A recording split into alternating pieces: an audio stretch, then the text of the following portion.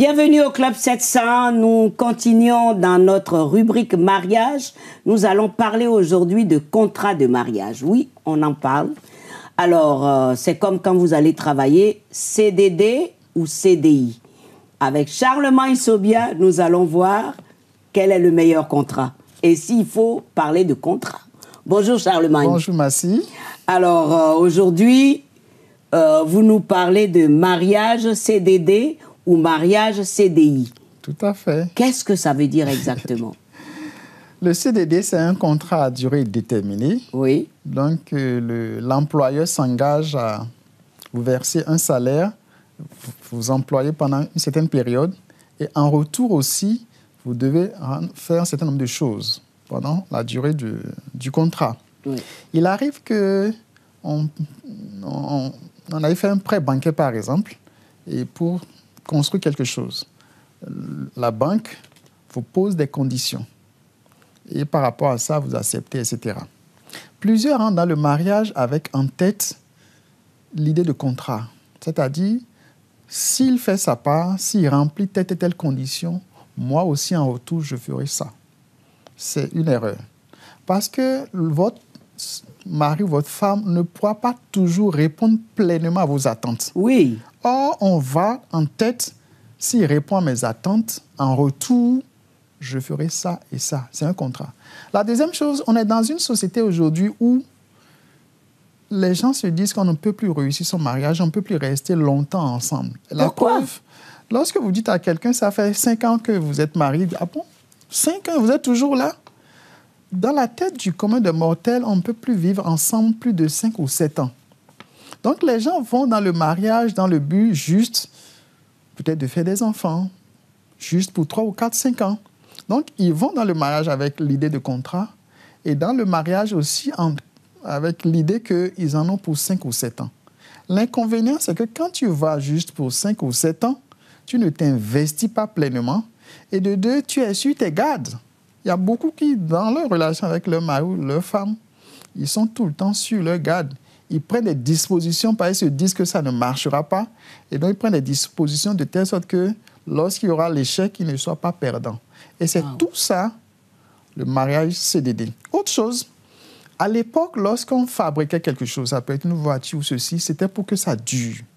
Et lorsqu'il y avait des problèmes, on essaie de réparer. Aujourd'hui, on est dans un monde où lorsque quelque chose ne marche pas, on jette un cellulaire, ça ne marche pas, on jette, puis on achète autre chose. Et on est influencé par cette mentalité. Et ça fait que, inconsciemment ou pas, on a dans sa tête que si ça ne marche pas, ce mari ou cette femme, bon, on jette et puis on prend l'autre. Parce que c'est notre habitude aujourd'hui. On jette, quand ça ne marche pas, on ne cherche pas à réparer. Or, il n'y a pas de mariage sans difficulté, puisque dans ta tête, on jette lorsqu'il y a problème. Bon, dès qu'il y a problème, tu jettes. Tout ça, c'est le CDD. Un autre type de mariage, c'est le CDI. Le CDI, c'est tu viens avec en tête, s'il est gentil, il serait gentil. S'il arrive à répondre à mes attentes, je vais le faire. Mais tu te dis, dans tous les cas, je resterai jusqu'à ce que la mort nous sépare. Donc, contrairement au CDD, où moins de choses, on se sépare. On prend ses bagages, on s'en va. Même quand ça ne marche pas, on est là.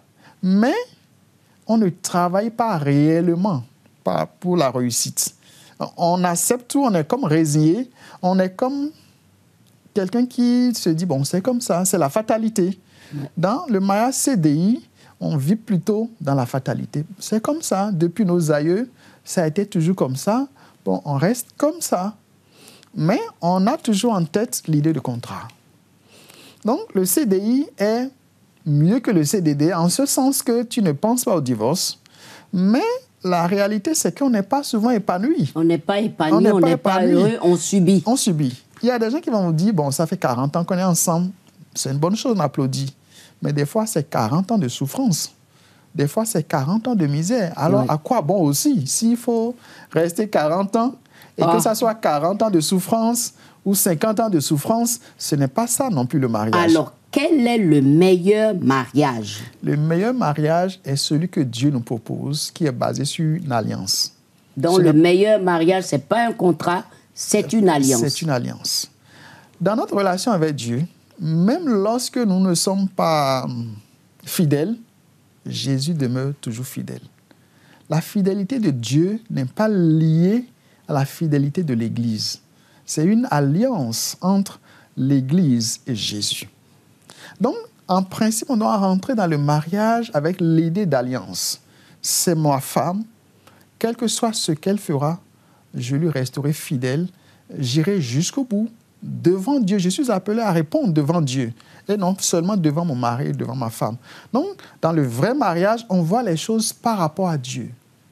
Que pense Dieu? Qu'est-ce que Dieu dira de moi?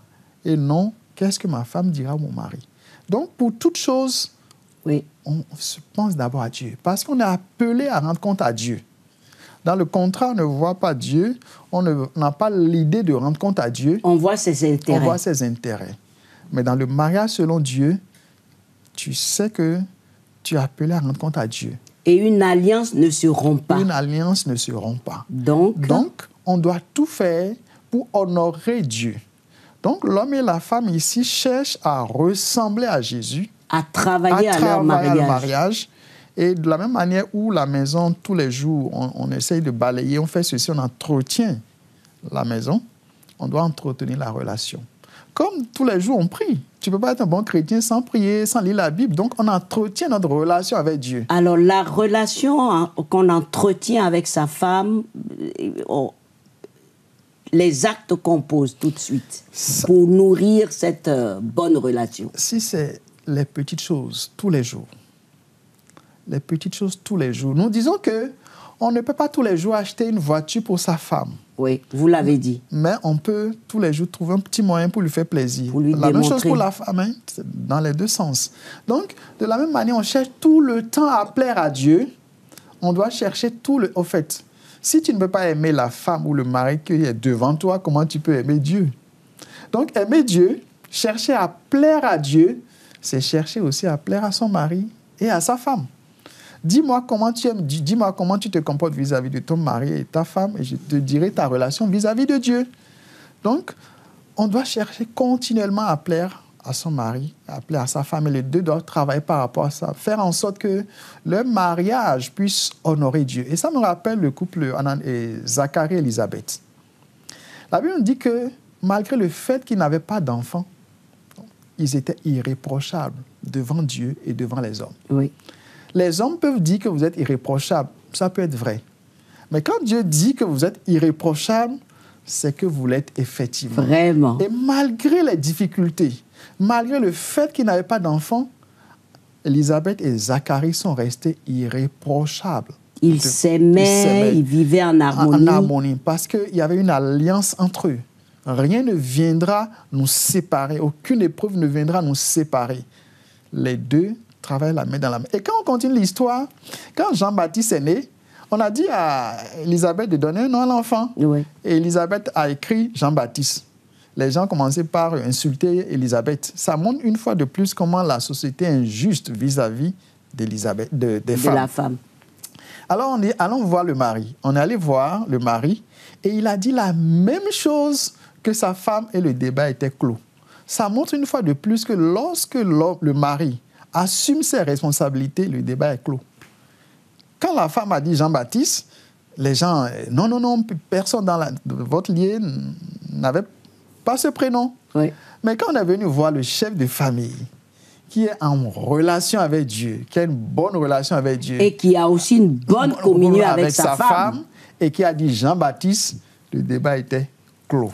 Et donc, si je m'appuie sur ça, je dirais, la réussite du mariage dépend plus de l'homme. La femme a dit Jean-Baptiste, mais les gens n'ont pas accepté. Mais quand, en tant que chef, en tant que mari, il a dit Jean-Baptiste, le débat est clos. Donc, Jésus était au centre de leur mariage et ce n'était pas à la bouche, mais dans le vécu. Le mari était aux soins de sa femme, il était un mari berger. Très et la bien. femme aussi était aux soins de son mari. Et les deux, la main dans la main, essayaient de faire face à l'épreuve qui était la stérilité. Le mari ne disait pas « c'est pas ta faute que ceci ». La femme ne disait pas « c'est pas ta faute ». Les deux disaient « nous avons une difficulté, nous allons nous appuyer sur Dieu et nous allons réussir ». Effectivement, ils ont réussi et ça a donné Jean-Baptiste. Très bien. Donc, Ce mariage-là, c'est une alliance, celle qui réussit, et non un contrat. Le mariage où on est épanoui, c'est un mariage basé sur l'alliance. Merci. Et non sur le contrat. Merci. Voilà, c'est terminé pour aujourd'hui. Rendez-vous certainement pour une autre rubrique sur le mariage que vous allez aimer. À tout de suite.